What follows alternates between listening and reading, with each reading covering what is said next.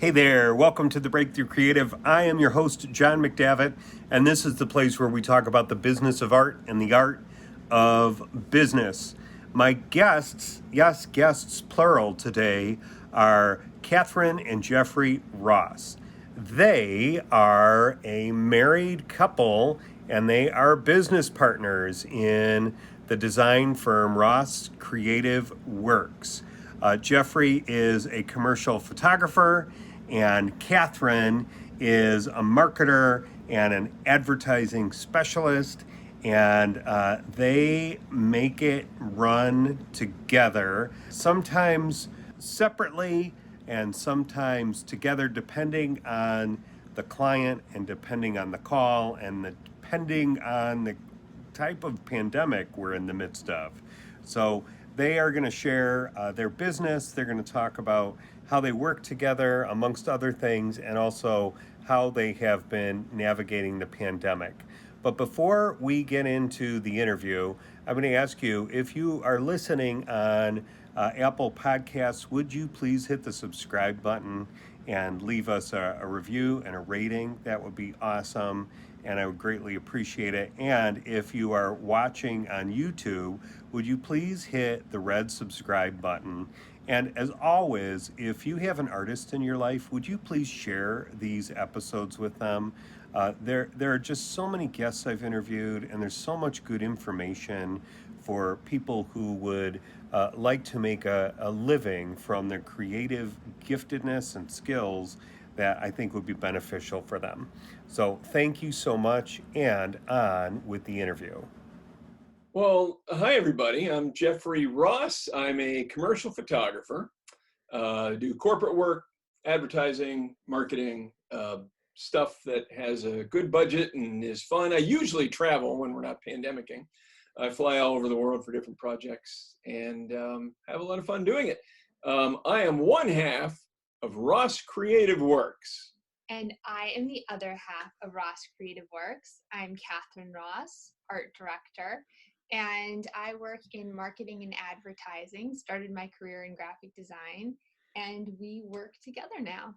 Yep.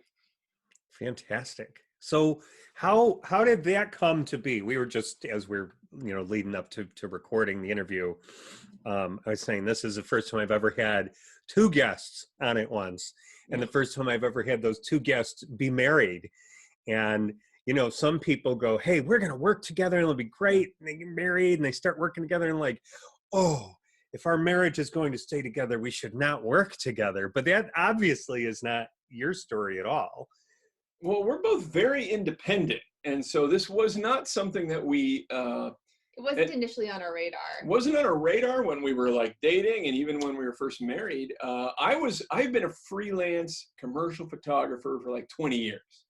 I've been doing this for a long time. I knew my system. It was weird. It was full of lots of notes with scrap paper. And, I had my system down. Don't mess with it. I'm making money somehow and paying my mortgage. And Catherine was working in the corporate world. And at some point, I think she was already doing all my marketing and advertising.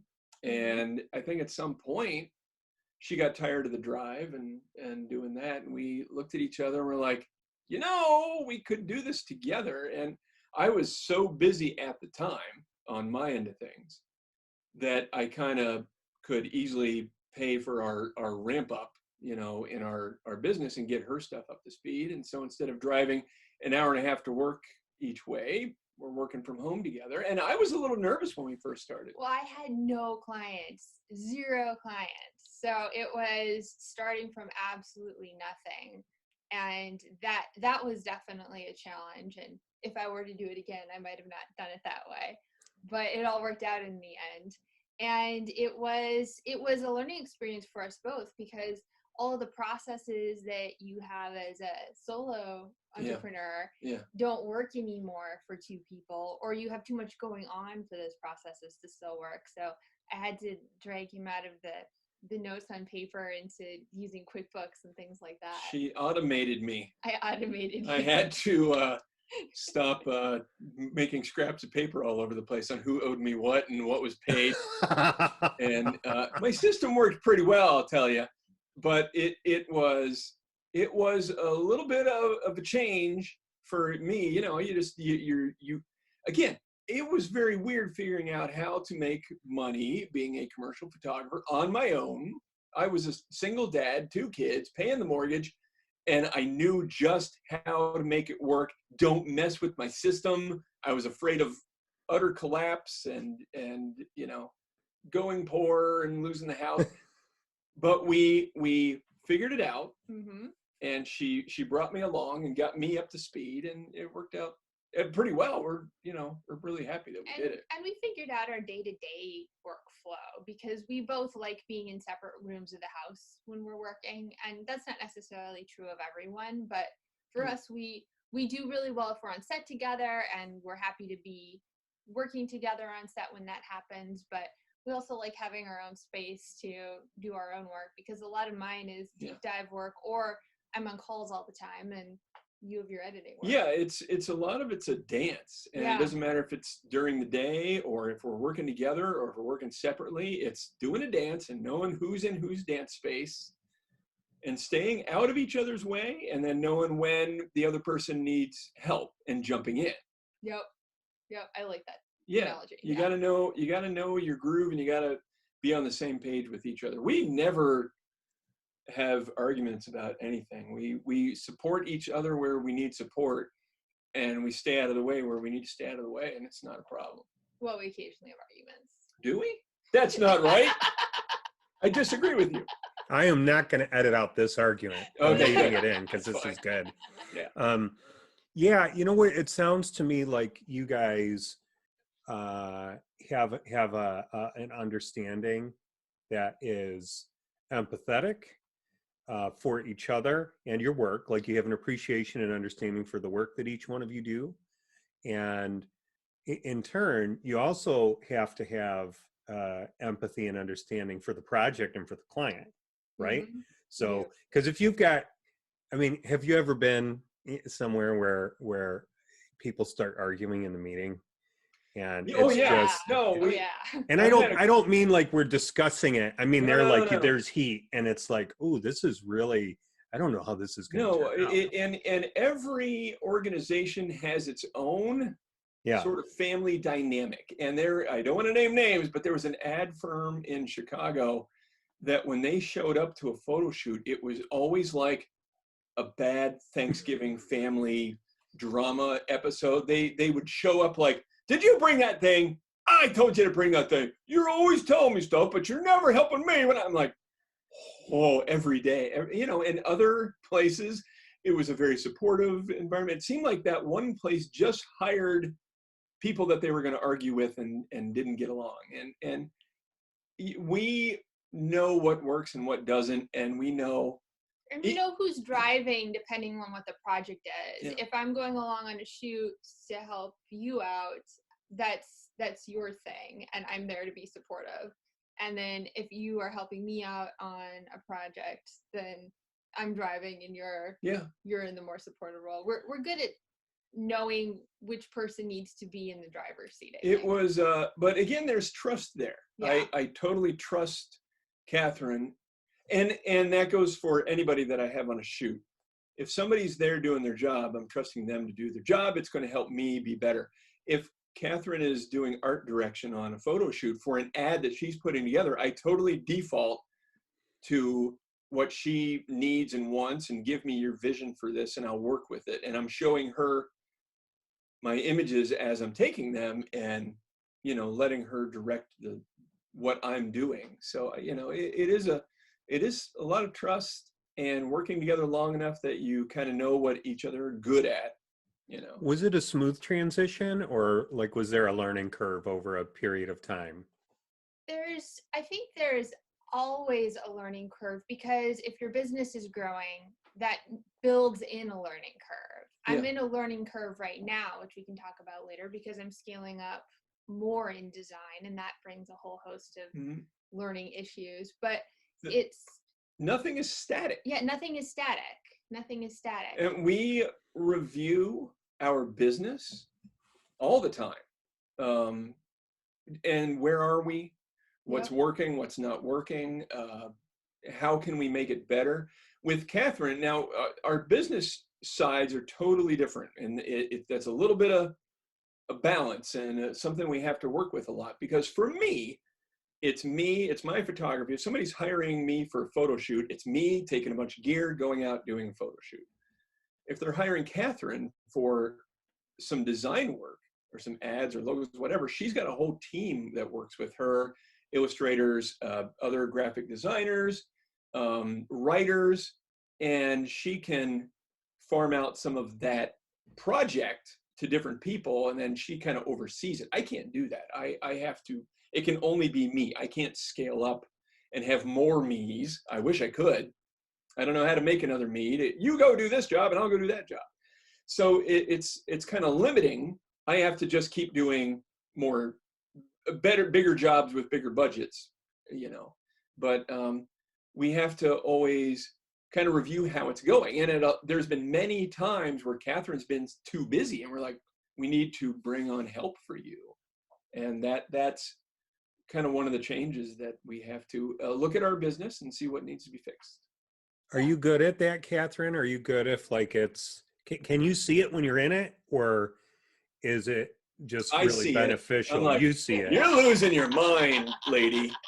We have got to do something because you haven't slept in 4 days and you're designing things at 3 in the morning. It was definitely more challenging earlier on because I was in all of the roles on the design and marketing side, in addition to kind of being the person who did the finances.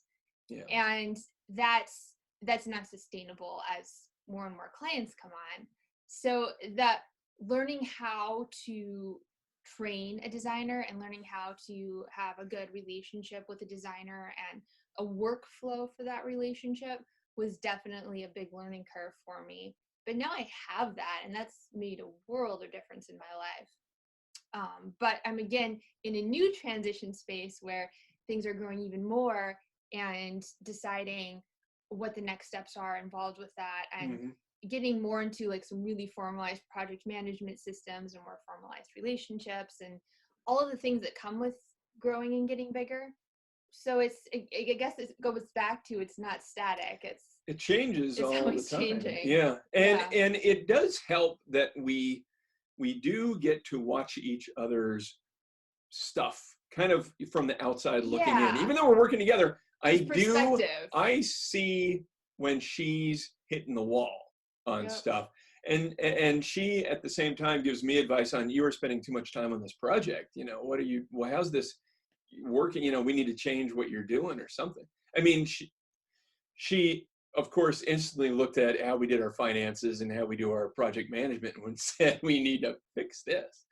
And I'm like, it's fine, scraps of paper. It's good that we can kind of be honest with each other, and neither of us gets offended or gets defensive about how things are working. You know, if it's something that the other person starts to notice, there obviously is something there that needs to be addressed. You have to be open and you know, willing to work with the people that are trying to help you, you know. Yeah. Let me go back just a little bit. I want to go back to the time when, you know, Catherine, you were still working for your company, you were an employee, and you guys are, well, I guess I'm painting a picture that may or may not be true. You guys are starting to dream about what it might look like for you, Catherine, to be independent. And for you guys, was it going to be working together, or was it going to be independent at that point? We thought it would be working together, especially me helping to promote what you were doing. I think the only way that it would work would be working together. It's a very unique set of skills in especially the marketing advertising industry. You don't see a lot of commercial photography paired with design. And for us, that's kind of the thing that sets us apart. It is very unique. I can't think of another. I mean, we are now at the size we're a marketing firm. We're an advertising agency with a specialty in commercial photography. I mean, most places bring on somebody. you know, with a person with, you know, design experience, you know, it's a very unique set of skills that we have. And Yeah. and photography is more integral to our process than necessarily your average agency. A lot of agencies, they'll, you know, put together a website and just throw up some stock photos and call it good. And we like to really think through what is going to reflect the client. Yeah. And that's where we bring our additional value, I think. Yeah, that's a huge benefit. I mean, Yeah. to have that, and it sounds like you guys are able to pivot very quickly because, you know, you're there and you're there, and you Yeah. guys can say, "Hey, let's Yeah. do this." Mm-hmm. It's, oh my gosh, I go into his archives all the time. If someone needs something special, there's Yeah. probably like an 80% chance that he shot it at some point. Yeah. So Yeah. She was doing a pitch for a company that did something with ground testing or something like that. Yep. And she's like, boy, I wish I had a shot of someone doing like ground soil samples. And I'm like, oh, I actually shot somebody doing that like 3 years ago. Let me go find that. And it was for Morton Arboretum. They were doing ground testing. But, you know, I had a picture of it, you know, soil. And when we used it in the pitch, they're like, oh, what a great image. You know. And now I'm doing a lot with agricultural marketing and advertising. And that's another area where a lot of the photography is really specific and really specialized. And she's like, I need pictures of soybeans. I'm like, I have 5 million pictures of soybeans. Yeah. So let me go. So that's fantastic. Yeah. So when you made the decision to leave Mhm. the company, it sounds like you say now you would have done it differently, like maybe you would have ramped up. Like, what were the things you didn't know then that you know now that you would have attacked differently? I didn't know sales, and I didn't realize the extent to which sales is different from marketing. And thankfully, I fell into an opportunity for sales training early on, which is kind of what helped push me into thinking that I really could do it. And it was with Bill Bartlett's Sandler training system in Naperville. They had an opportunity for me to participate in sales training. And that was huge. Yeah. Because I really didn't realize the extent to which you really need to think through the sales process as a creative. You're not just selling your pretty thing, you're selling a product to a client, and that's a whole process. So what was the difference then for you with, like, how did it separate marketing from sales? What would you say how would you define the difference? One would be creating a process for the client to go through into figuring out what their pain point is, and understanding why are they coming to you specifically, not necessarily the problem that they first came to you with, like, we need a new website. Yeah. And digging into it and finding out that the problem is that the online forms on their old website don't work, and here's why.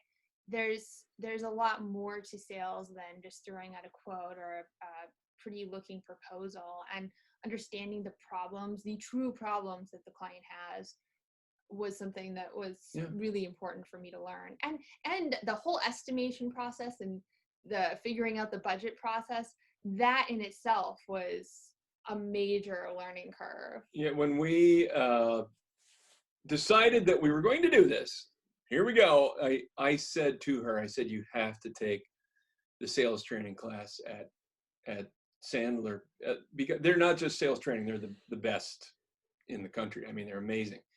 And they changed everything about how we approached selling it's ourselves. Not intuitive. There's so much about sales that it's not intuitive. Yeah, it's like when they ask for a quote, don't give them a quote. I'm like, well, they're asking for it. Well, don't give it to them. You need to ask them 5,000 questions to make sure that you truly understand what they need, what they want, what they think they need, and what, you know. And I'm like, oh, and it helps you dive down into their needs, wants, actual problems, so that when you are talking to them about the actual project and the price, you're actually addressing what their concerns are and what their needs are, and not doing just some blanket thing. A lot of companies just send out, you know, a blanket, you know, this will be $1,000 and blah, blah, blah, and whatever. Yep. But when you're really talking to a business or a person about what their actual problems are, you know, that really helps you connect with them. And it's something that continues to set us apart, because we still go into a relationship with a client looking at what they really want and need. And I'm not going to give them a quote that includes 15 other things if they didn't ask for it. Yeah. And a lot of times in other relationships, that can be a problem, and they'll get offered or pushed these other things that they really don't want. We have grabbed some jobs that other agencies lost. Again, not naming names, because they were like, oh, we went with these other guys, and they totally were not listening to us. They made this thing, that's not what we asked for. And we're like, okay, well, there's our problem, and we make sure at that point, hearing their concern, that going forward, we are really paying attention to what they're really saying, what they really want, and not just giving them a blanket, thing of, oh, you want a new website? No, we don't. Listen to what we're saying. Yeah. Ask the right questions, pay attention to what they're really saying, and continue to address that as you move forward. Now, you said you needed this, and here's what we're going to do to get you there. Yep. So how did you come across, this is Jeffrey, I'm asking, how did you come across the sales organization? Thank goodness I did. Let's go back in time. Please. It's a flashback time. The year was 2008, and a recession decided to drop its head, or drop on Jeffrey's head. I was a single dad, and I decided to be a commercial photographer. Am I an idiot? I'm going to make money. No, you're not. By the way, was this coming off of the DJing? Oh, the DJing was way back in Florida. You can't make any money DJing. But I had a good time doing it, though. Oh, stay focused, Jeffrey.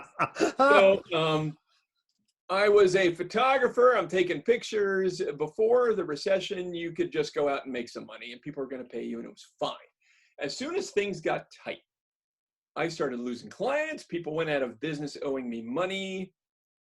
Things were going bad fast. Through a local chamber of commerce, I happened to just know the guy that was running the sales training thing. I met him a few times. We hit it off. He kind of saw the predicament I was in. And I mean, he usually does this sales training for executives and big salespeople. And he's like, come on, he worked with me, and he's like, I really want you to make it. Because he could see that I was passionate about what I was doing, and he didn't want me to fail. And I owe him so much for helping me. And I didn't know anything about sales. Who let me run a business? Someone should have stopped me. I was a photographer, but I didn't know anything about sales. It totally changed how I ran my business. I was able to talk about budgets. I was able to put estimates together better. I was getting bigger jobs when other people were losing, jobs. That's fantastic. So that was the group then that you suggested Catherine go study under. Yeah, I said they changed everything about how I thought about my business and sales. I said, you have to do it. It seems so counterintuitive. The first time you're there, they're saying stuff that seems completely 180 from what you think sales should be. But as soon as you put it into practice, it's amazing how it works. They're like, well, when do you talk about the budget? And I'm like, you can talk about the budget? What do you mean? And he goes, don't you ask them what their budget is? Of course not. You can do that? That's incredible. And I started asking clients, have you guys thought about the budget? Have you guys put some numbers together? And they started telling me what their budget was. Amazing. So it's just little things like that. How you talk on the phone, how you answer questions. The tiniest little things are what sets you apart. When everything being equal in the business world, if there's a bunch of photographers and we're all got good skills, we all take good pictures, it's the details that start to separate you from everybody else. It's how you handle yourself, how you ask those questions and such. Yeah, that's huge. Yeah.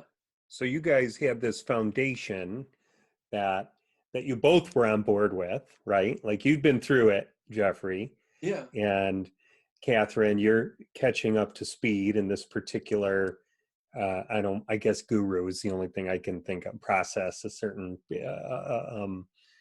sales paradigm that you're both hand in hand on. Yeah. And so once you figured out, that's such a funny way to put it, because you don't just figure it out. You learn you learn the techniques and then you implement them, right? Right. On the job, and you're like, there's okay, figuring out going on there. Yeah. yeah, You do it wrong a couple times, Yeah. and then you're like, oh wait, that didn't work. This works better, and stuff. yeah, yeah. So then you're building. When by the way, Catherine, how long ago did you jump ship? About 2014. Yeah. Okay. It's been 6 or 7 years now. Yeah, about Okay. Yep. All right. Mhm. And so then, how long do you think it took both of you to kind of get, I don't even know what this means, up and running? I don't know what it quantifies. When did you think that you were on solid ground? I think it was probably 6 months in that I got my first fairly good sized client, and a couple years in to where I was making enough to get closer to where we were when I was corporate. Yeah.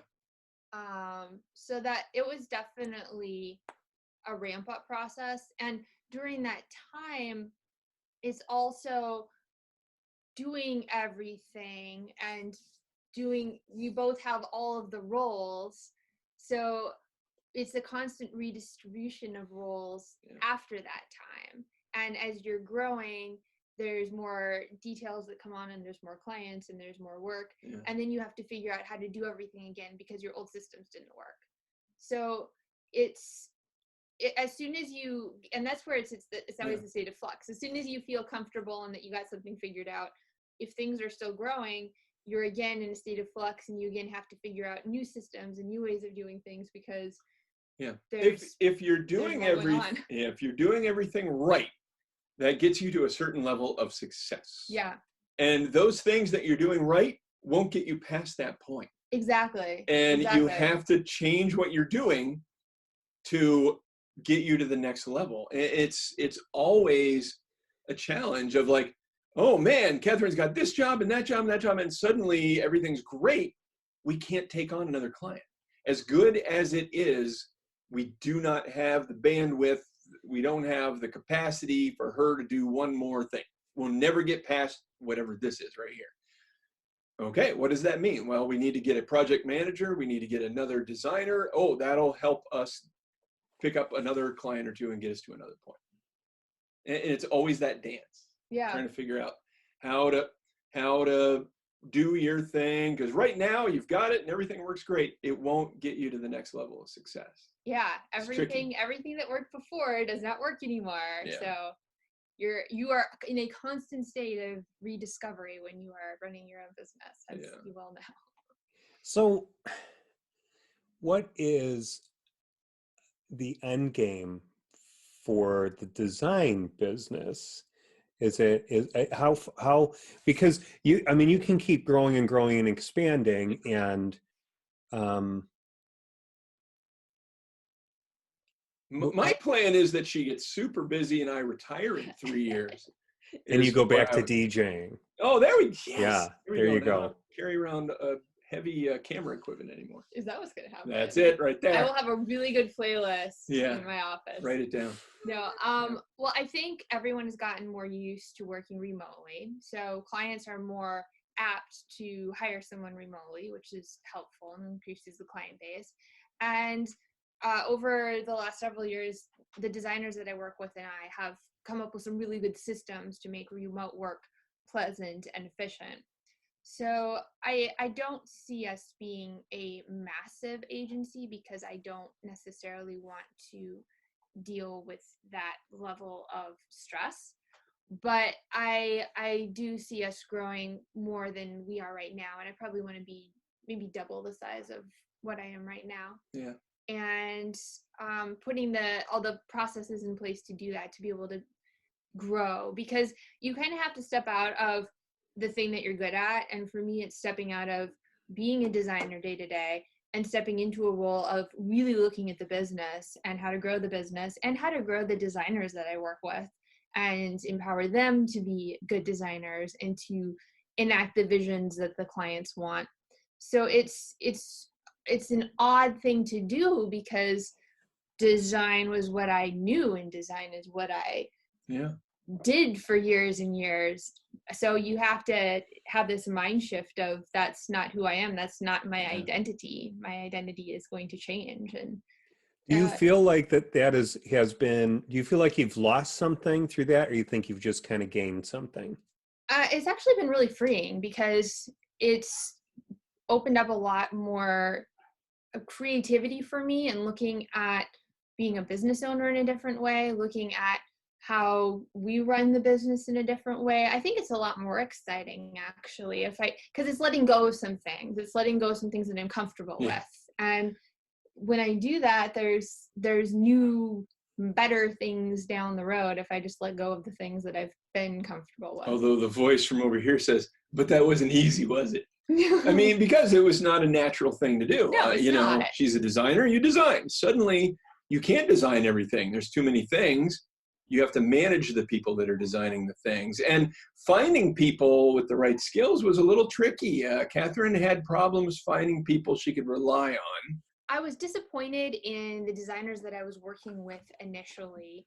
And I learned that the problem wasn't necessarily them, it was my process and my expectations. Because I had to develop a process in how to train emerging designers to get the level of quality that I was looking for and how to give feedback in a way that it was effective. And that was a huge aha moment for me and made a world of difference because when I started, I had absolutely no clue how to do that. And it took some trial and error to learn that it wasn't them, it was me. And now you have a good team. And now I have some spectacular young designers who just impress me every day. But a lot of it was knowing how to talk to them, knowing how to inform them of what you need and the expectations are. Yeah, and even ways to do that more efficiently. Like I just learned about Screencastify, which records a little video of you talking and your computer screen at the same time. And it made giving feedback a lot faster because there's some things that are a lot quicker to say when you're talking and pointing at a screen than doing in an email. Yeah. And it's things like that, like constantly looking for new ways to be more efficient, to communicate more effectively, and for designers to feel like that they're really part of the process. They're not just getting edicts from on high, but that it's a collaboration. Yeah, that is a real shift, isn't it? To be able to communicate what you, because I think when I design something, and I primarily work alone with illustration that I do, but as I'm sketching, and even if I move into some renderings, there is a process oftentimes with my clients that is just discovery, and I know in the midst of the concept work that there are some germs of ideation that are good, like this is the right direction, but it's not good yet. Yep. Right, it's growing. And so how did you figure out how to convey that, or like what's your process, if we can go into that? Yeah, definitely. That also was a lot of trial and error. And sometimes, And by the way, is it different per designer? Sorry to cut you off. Is it different per designer? it can be, because if a designer is a lot earlier in their career, they need more direction. And I might put them on a more established client, because the hardest thing to do is make something from nothing. And if you have an established client that already has logos and fonts and 12 brochures that they've done, and you're doing the 13th brochure, it's probably not going to be breaking massively huge ground. And that's a good project for a more inexperienced designer who's just getting started. Whereas if you are building a new brand from scratch and thinking through, what should these companies' colors be? What kind of font should we use for this company? How do they want to project themselves to the world? And how do we support that visually? Then that's a lot more collaboration with my designers, talking about what are some of the considerations that we need to bring to this project. When the client says that we want to be seen as a really professional, solid resource, what does that mean? Versus a company that says we want to be seen as innovative and creative, for example. What does that mean for their colors? If they are on a website and they have a web presence, What does that mean for how their logo shows up? What size do we need to do their logo so that it looks good on a website and on a pen, or if they're silk screening their logo a lot. And it's asking them questions. I'm thinking of questions to ask my designers to help them think through the process of the practical implementation, as well as the ways that the company wants to look. So it's both. You have to be thinking about the physical implementation of how does this thing actually go out into the real world? Is it going to break in the real world? And then pair that with what the company is looking for and how they want to portray themselves. And yeah, there's a lot in there. And then you've got to know the industry as well, right? Because how you look innovative and groundbreaking in one industry is probably not going to look the same in another, right? So you've got to do your research and all. Well, I'm doing, for example, a true crime podcast right now. And everyone and their mother in true crime podcasts use red and black, and they tend to use a sans serif typeface that looks like it's from the case files. And there's things that you just start to see as repetitive within the industry because it's something that's easy to go to. And when I'm working with my designers, it's helping them think through, what does the competition look like? We don't necessarily want to look like that, but how can we still fit within the genre of true crime and make it feel like a true crime podcast, even if we don't want to use red and black. And how do you stand out? Yeah. How do you fit in but stand out? How do you fit in but stand out? How do you fit in but stand out? Yeah, that's good. So you guys used a resource to help you with your sales paradigm. Do you use coaching and education in other regards to your business? Oh, totally. I've been going deep into project management land and coming up with some new systems for project management, because when you get past 20 projects running at the same time, it's impossible to keep track of them on a piece of paper. So that's definitely one. What else? I think just having a good network of people around you and people that you can lean on. That's true. We know so many varied people with unique skill sets that, if we need legal help, we got this person. If we need something else, we got this person. It was great during when the whole shutdown kind of started. We needed help with the PPP, and luckily, some people that we knew in the banking industry helped us out. And I don't think we would have gotten the PPP loan if we didn't have those contacts to help us. That's very true. Yeah. Being intentional with the relationship building. And again, that was, who knew we were going to need, pandemic help with the bank. But there was a nice guy who was a VP at BMO Harris Bank. And years ago, this is like 10 years ago, he needed some photos for his office. And I just gave him a bunch of photos because I like the guy. He's a really nice guy. And I said, he's like, how much for the images? And I'm like, let's just get them printed. You pay for the printing costs. I just want your office to look nice. When the whole thing happened and we needed, to look in the PPP loan, I reached out to him. I said, dude, I know we are like small potatoes compared to the big companies, but can you help me, or at least show me one of your bankers, that can help us? And he goes, I'll take care of you. Don't worry about it. And he got it through. So it's situations like that where you have somebody to lean on, somebody to ask questions to. That's important.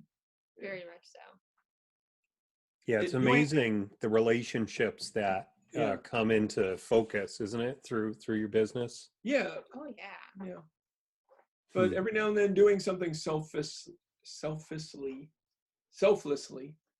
making sure that you're helping people that need help for no other reason than they're a nice person and they need some help. I didn't give him pictures for his wall because I thought we'd need pandemic money. Yeah. In 10 years, we're going to need this guy's help. No, I just did. And thank goodness he helped us out. It's just nice that you, over the course of your business or your life, you see the good that you put out in the world, come back. And when you need help, somebody helps you. It's nice to be human, isn't it? Human. Yeah. In the midst of business. Mhm. I remember I've had clients, this has happened a few times, and they've called me up and they are sweating it. There's something that's just hit their desk, and they're like, I need this. This is happening tomorrow. It's going before Walmart. It's a Yeah. huge deal. And then they'll tell me I've got no budget. Yeah. And I'll ask them, what do you need? Yeah. And then, it's often something that isn't like, because that's where you make your money, Yeah. right? As a lot of times as people going, we need this is gonna, Mhm. and it ended up being something I could get done in 40 minutes, and I Okay. would say, look, I'll just do this for you. And to add a little bit to it, it may be something they forgot about, and I mean, you'd think that I just rescued them from some dire, well, I guess it wasn't a dire consequence, but like life and death. Yeah. And they remember it. And it cost me 45 minutes for somebody that I'm in a relationship with, in business, Mhm. and I'm thrilled to be able to do it. Yeah. Right. And conversely, as I'm saying, people have helped me. There's Yeah. people that helped me 20 years ago, as I'm getting my business established, that I will never forget it, how beneficial they were to me. If they call tonight, 3 in the morning, and said they need help with something, I'll be there. I remember Yeah. what they did for me. I don't forget that stuff. Yeah, There's that's the people, I mean, deal. I had nothing. I was starting off, same thing as, when Catherine was going, I started from scratch. And there's people that took me and put me in the right place to meet the right people and get the right jobs. I'll never forget that. You don't Yeah. don't forget those things. And we try to bring that to the next generation of emerging creatives. We both really try to be intentional about giving time to those people because people gave us time. Yeah. Oh yeah. I will, the portfolio reviews are virtual now, but I still do portfolio reviews and try to talk to students. Somebody emailed me the other day and, they're like, I'm a photo student. Can I, ask you some questions? And I'm like, yeah, let's set up a time. I believe in helping people out because there was people that gave me important advice when I knew nothing, and people that helped me out. And I remember when my camera broke once and somebody lent me a camera because I had a photo shoot, and, I will always be grateful for those situations. Yeah, you guys are both very generous like that, and I'll say it again. Either I have already said it in the intro, or I'll say it in the outro, that I know Jeffrey and Catherine from SEA, which is an organization, Self-Employment in the Arts, and it's an organization that exists to encourage and bring along the next generation of designers, or anybody, artists, I should say, creatives, or anyone who is looking to make that jump from amateur to professional in Yep. the creative realms. And these two are, we've kind of been ships passing in the night the last several years, and yet I know them better than not. We become friends, and they're very, very cool people. Yeah. So last year, it was literally a year ago, and I think I'm using the word literally properly. We had just uh, finished the Self-Employment in the Arts Conference downtown Chicago. Yeah. And it was just a couple of weeks later that everything shut down due to the pandemic. Yeah. And I know that's been an interesting time for both of you. So how did it impact you? It really flipped things on its head, and as far as our business goes. So before the pandemic, for a few years, I was traveling all over the world, and I was all over the U.S. Also doing farm stuff and projects like crazy. I was super busy. There was, times I wasn't getting much sleep. I was, flying to India and China and Russia and sleeping on planes and then coming back and doing work here. And that was great because I was making a bunch of money, and it really helped, market Catherine's stuff and get her up to speed. As soon as the pandemic hit, my stuff stopped because I'm a commercial photographer. I have to be physically in a space with my camera and doing things. My work went completely silent. And at the same time, my work got really busy, and because of the industries that I work in, and that I work more in agriculture and some other industries that were not affected by the pandemic, it got to be really, really, really busy for me. And it's been a point where I've been trying to figure out new processes to do things in order to be able to continue to take on new clients. So it was a weird, very sudden shift for everything. yeah, it was, but we kind of, okay, we'll see how this goes. Yeah. It last year, I'll throw a fact at you. Last year was the worst year for advertising spending ever. It was twice as bad as the worst year of the recession, 2008. Wow. Worst year ever. Nobody spent any money on advertising. Most advertising firms and agencies were laying people off. Their clients, are not spending any money. They didn't know what was happening. I know a lot of firms that had to let a lot of people go. For whatever reason, Catherine's, clients needed more work, and we started picking up more things, and she got really busy. So I supported her as best I could, and did the few jobs that I had coming up. I did a personal project while I had the time, which I never get a chance to do. Documenting, some of the shutdown that was going on at the time. Yeah, those were beautiful photographs. That was a great project. It was interesting for me because I never have time for that. I'm always way too busy for personal projects. And so it was interesting throwing myself into a project like that, which got me a whole bunch of attention on social media that I normally don't get a chance to do. So it was really interesting. And, in the meantime, she's so busy, and we're trying to figure out how to ramp up her side of the business and hire more people and bring on more people on the team that can help her out. So luckily, I'm getting busy again. The past few months have been noticeably better. It looks like businesses are primed for throwing money back into advertising and marketing, thinking that things are going to get back to normal soon. So fingers crossed, that's where that's going to go for my side of thing. Because like I said, I can't virtually be a photographer. I have to be physically there in the space with my camera. You literally need to be a photographer. I have to be a photographer. I can't do that over Zoom. I have to be there. And, I have to travel. I have to go to Iowa. I have to go to Florida. I have to be on the road. I think international travel is gone, but I still need to get around the U.S. Yeah. So what has that done for you, buddy? Like just emotionally? I mean, there's a lot going on there when you're used to running and going. Yeah. And I know everybody was impacted, but just specifically like you and your journey and your craft, Yeah. right? Was kind of... I'm very fortunate for a few things.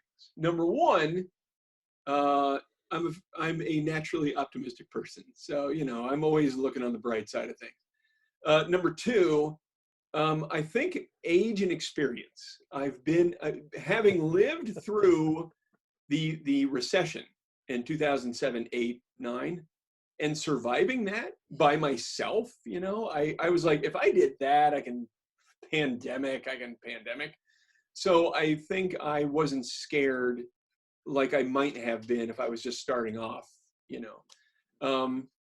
I also have confidence in my skills and who I am. Nothing's going to change that. I'm still who I am. I still have my abilities. When jobs come up, I'm still going to be, top of the list of people to use because of who I am and who I know and what I can do. So it might change. It might, I might have to fight more than I used to for certain jobs, but it's going to be okay. Can we go back to your first point? Those are all like awesome points. I can't remember what it was. The first point, well, I remember what it was because okay. I was having this conversation with somebody the other day, and I was dealing with a challenging situation, and I said, I'm really frustrated about this, but it's not something that's going to derail me, because fortunately I'm built as an optimistic person. Yeah. I know that the sun comes up tomorrow. I know that I'll work my way through it. Where does that come from?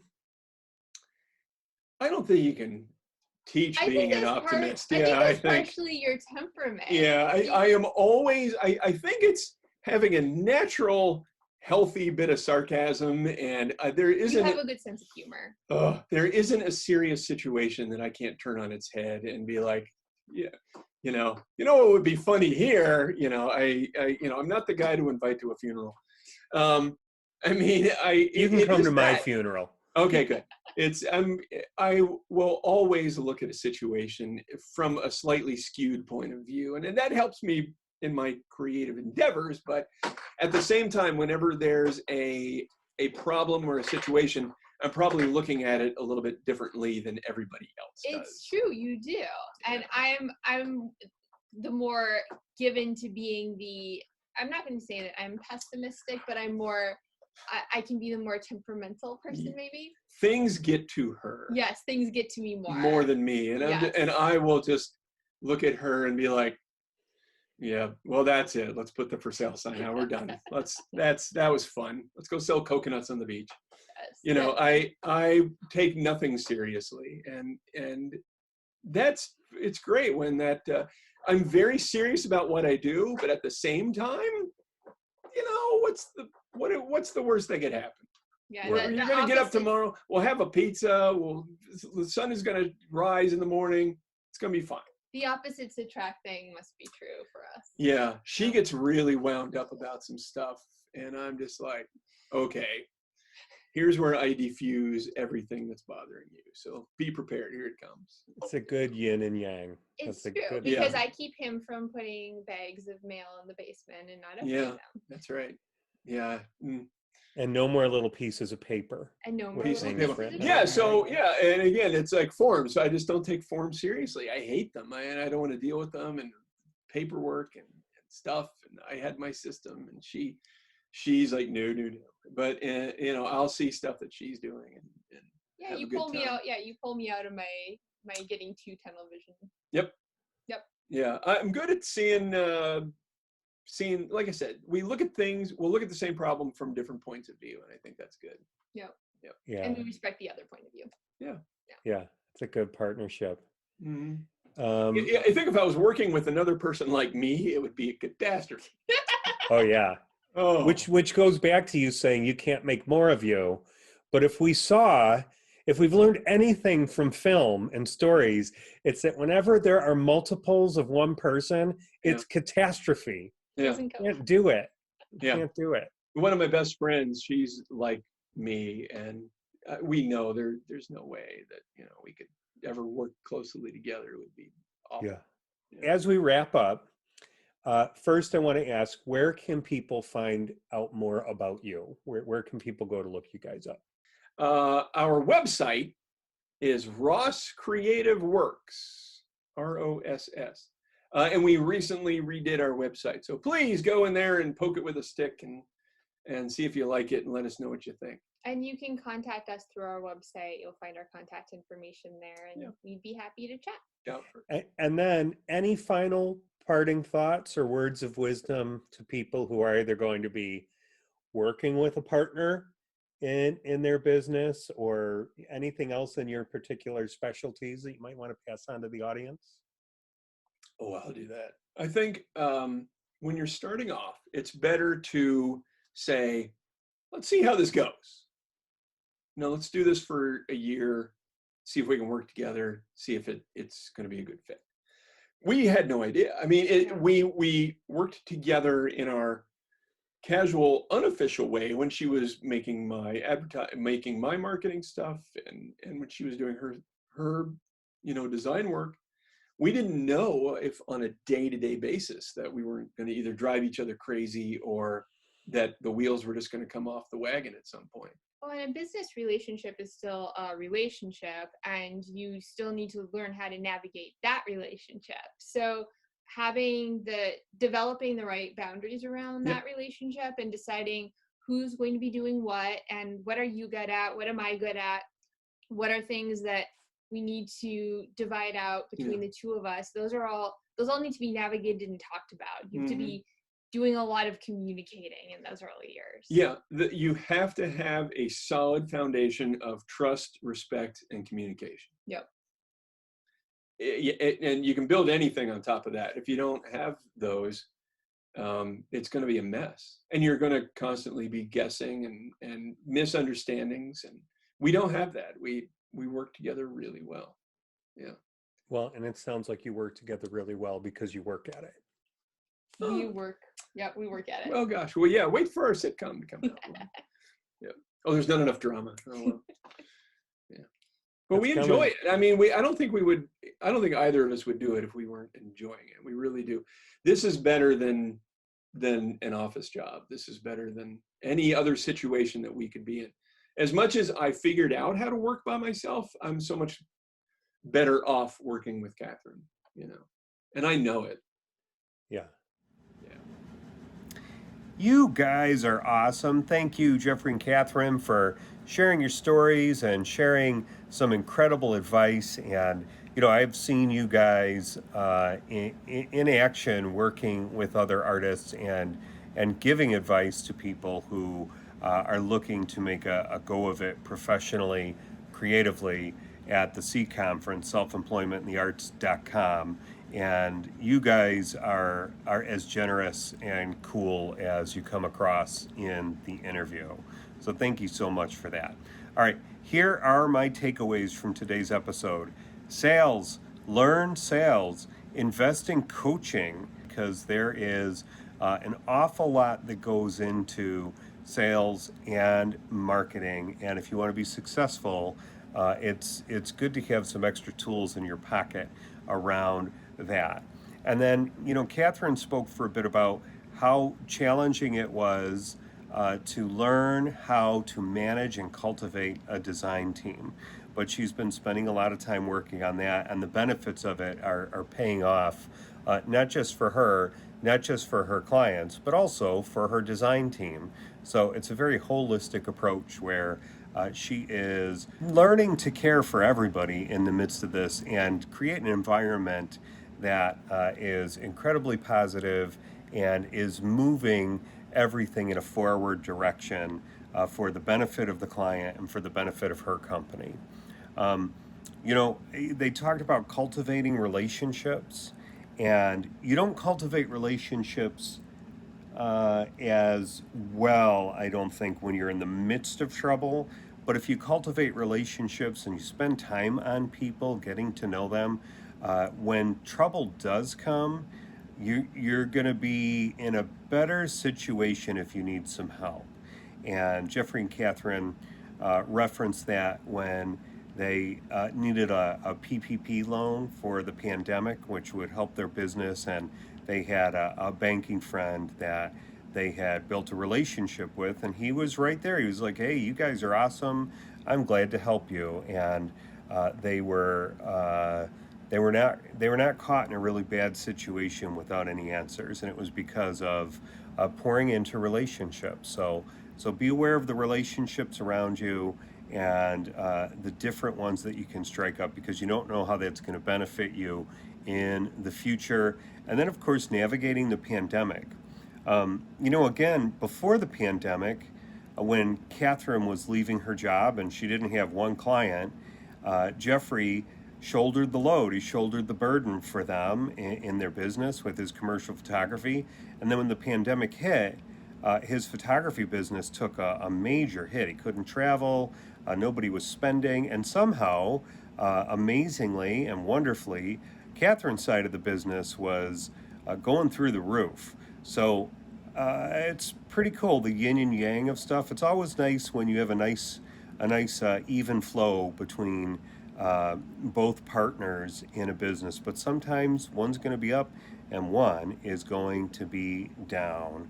And maybe the last takeaway, and not the least, is that the various perspectives that partners can bring to a relationship, they can cause some strife, but it seems like Catherine and Jeffrey don't really experience that they really trust each other and appreciate each other's perspectives and lean into that.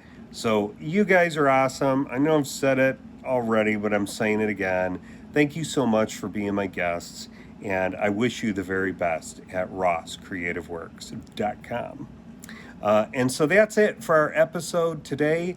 I hope that you learned a lot so that you can get busy about the business of making a living from what it is that you do. Have a fantastic week, and I will see you next time. Cheers.